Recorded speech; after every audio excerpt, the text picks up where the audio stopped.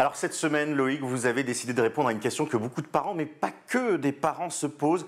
Est-ce que nous sommes tous et toutes écoutés au quotidien par nos smartphones? Ça m'angoisse. Je vais l'éteindre. Vous le dites avec un ton comme ça, un petit peu dramatique, mais vous allez voir, ça va bien se passer. Vous savez que j'ai eu cette idée parce qu'il y a quelques jours, j'étais sur mes stories Instagram et là, je tombe sur une pub pour un spectacle dont j'avais parlé avec un ami la veille à déjeuner. Là, je me suis dit, attendez, il y a quand même un petit problème, c'est que je parle d'un truc, et comme par hasard, la pub de ce spectacle, vous allez le voir d'ailleurs à l'antenne, arrive dans mon feed.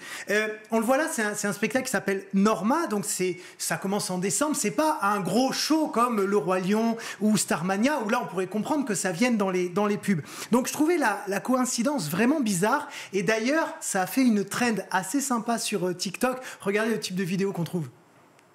Le téléphone m'entend, donc du coup, mariage, demandez en mariage. Demande en mariage, surprise, voilà, Saint-Charlotte, bébé plus tard, vraiment plus tard. Voyage, vacances, oui.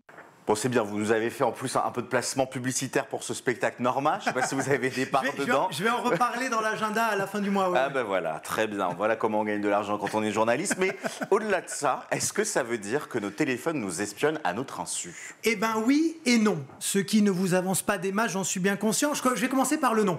Contrairement à ce qu'on peut croire, en fait, notre téléphone ne nous écoute pas tout le temps, en continu, tout au long de la journée ou de la nuit, notamment parce que les fabricants n'en ont pas la possibilité technique. Par exemple, sur Apple, il y a 1,5 milliard d'utilisateurs d'iPhone dans le monde. Alors vous imaginez le nombre de serveurs qu'il faudrait pour enregistrer les conversations de chacun sur 24 heures, les traduire pour les transformer en texte exploitable et puis les traiter pour y déceler des mots-clés qui peuvent engendrer des publicités ciblées.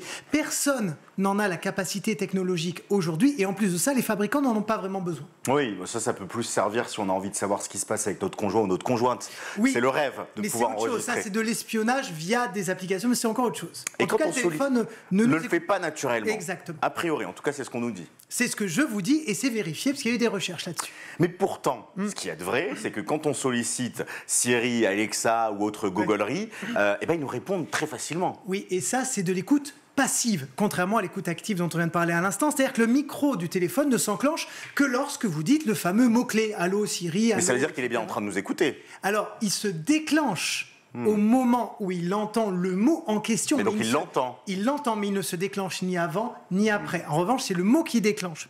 Et donc, effectivement, dans ce cas, il va garder en mémoire votre requête et ça va aider, évidemment, à cibler après des pubs. Mais il ne faut pas se leurrer parce qu'à la base, une simple recherche Google, peu importe où vous la faites, vous laissez des traces. Quand vous allez sur des sites d'achat, quand vous allez sur les réseaux sociaux, peu importe, vous êtes déjà pisté. Donc, finalement, les cookies qui sont sur vos téléphones permettent aux annonceurs d'anticiper vos désirs, vos envies, vos sorties.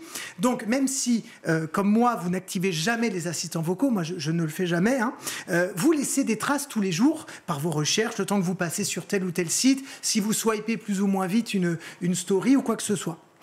Alors, celles qui vont nous écouter, en revanche, si nos téléphones ne nous écoutent pas, c'est les applis. Là, c'est la porte ouverte à tout ce qu'on veut. À toutes les fenêtres, exactement. Et c'est là où, en tant que parent, vous devez être très, très attentif avec vos adolescents. Il faut regarder ce qu'ils installent, que ce soit en termes de réseaux sociaux, en termes de sites de vente en ligne, en termes de jeux. Parce qu'en fait, quand vous installez une nouvelle appli, elle vous demande et elle vous propose de gérer ses accès.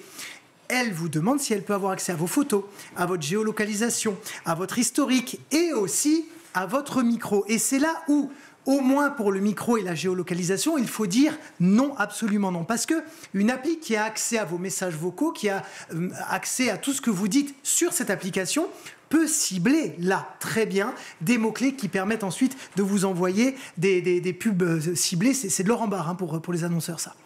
Alors, si on revient sur votre exemple du spectacle dont on rappelle le nom Norma, j'espère que je vais être mis dans le plan de financement également de ce spectacle. Donc le spectacle Norma, bientôt disponible, où vous disiez, j'en ai parlé, je l'ai vu. Comment ça s'explique concrètement ? Eh bien, figurez-vous que, et ça, c'est un truc que je ne savais vraiment pas, les téléphones et les applis prennent en compte nos liens sociaux. C'est-à-dire que si un de vos amis communique beaucoup sur ce spectacle, ce qui est le cas du mien, eh bien, grâce à la proximité entre mon téléphone et le sien au moment de ce fameux déjeuner, les algorithmes considèrent que nous avons donc des choses à partager en commun et que si lui communique beaucoup là-dessus, eh bien, forcément, ça va m'intéresser. Parce que le téléphone, c'est... Parce que les téléphones sont à côté et ils savent que nous sommes ensemble. Je ne sais pas si c'est pas plus inquiétant que le fait de se faire écouter. Entre les deux, mon cœur balance. C'est pour ça que je vais vous donner après des clés, mais la géolocalisation, il faut l'activer uniquement quand vous êtes sur une appli, pas tout le temps.